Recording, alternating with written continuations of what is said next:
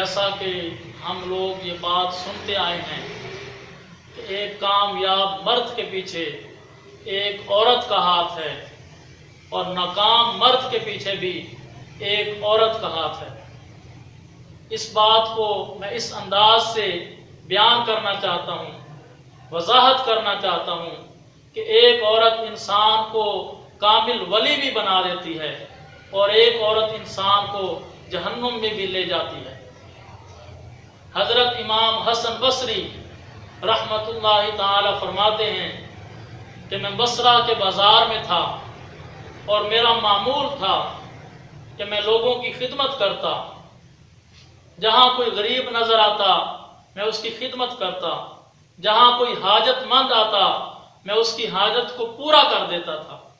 اور ایک دن میں بصرہ کے بازار میں تھا، میں کوئی چیز بانٹ رہا تھا، لوگوں میں کوئی چیز تقسیم کر رہا تھا، اچانک میری نظر ایک عورت پر پڑی اور عورت حسین و جمیل تھی، خوبصورت تھی۔ میں اسے دیکھتا ہی رہ گیا۔ جب اس عورت نے میری طرف دیکھا تو وہ کہنے لگی، تم مجھے کیوں دیکھ رہے ہو؟ تو میں نے کہا تو حسین و جمیل ہے۔ اس نے کہا تمہیں شرم نہیں آتی، حیا نہیں آتی؟ تو میں نے کہا کس سے حیا؟ تو اس نے کہا ان اللہ علیم بذات الصدور، جو دلوں کے بھید جانتا ہے، جو آنکھوں کی خیانت جانتا ہے، تمہیں اس سے شرم نہیں آتی؟ حضرت امام حسن بصری فرماتے ہیں اس کا جملہ تو بہت بڑا تھا لیکن مجھ پر کوئی اثر نہ ہوا۔ میں جوان تھا، جوانی کے نشے میں تھا، میں پھر اس کو بار بار دیکھ رہا ہوں۔ اور پھر اس نے کہا تو کیوں دیکھتا ہے؟ میں نے کہا تیری آنکھیں خوبصورت ہیں، تمہاری جھیل جیسی آنکھوں میں ڈوب جانے کو جی چاہتا ہے، میں بار بار اسے دیکھ رہا ہوں۔ تو اس عورت نے کہا اچھا یہ بات ہے۔ تو پھر اس عورت نے کہا آپ ادھر تھوڑی دیر انتظار کرو۔ میں وہاں کھڑا رہا اور انتظار میں تھا کہ اب ملاقات ہوتی ہے یا اب کوئی بات ہوتی ہے۔ ابھی میں انتظار ہی کر رہا تھا کہ ایک خادمہ کے ہاتھ میں ایک تشت تھا، تھال تھا، اس پر کپڑا ڈالا ہوا ہے، اور میں نے وہ خادمہ میرے پاس وہ تھال لے کر آئی، وہ تشت لے کر آئی۔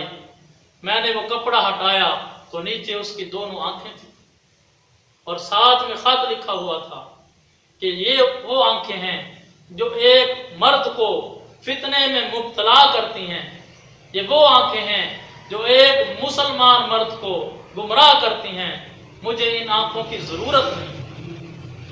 تو حضرت امام حسن بصری فرماتے ہیں میں اپنے ہوش و واس کھو بیٹھا، میں زارو قطار رونے لگا کہ میری وجہ سے ایک عورت کی آنکھیں چلی گئی، اور میں ساری رات روتا رہا۔ جب فجر کی اذان ہوئی تو میرے دل میں خیال آیا کہ میں اس عورت کا شکریہ تو ادا کروں جس نے میرے دین کے لیے، مجھے گمراہی سے بچانے کے لیے اپنی آنکھیں قربان کر دی۔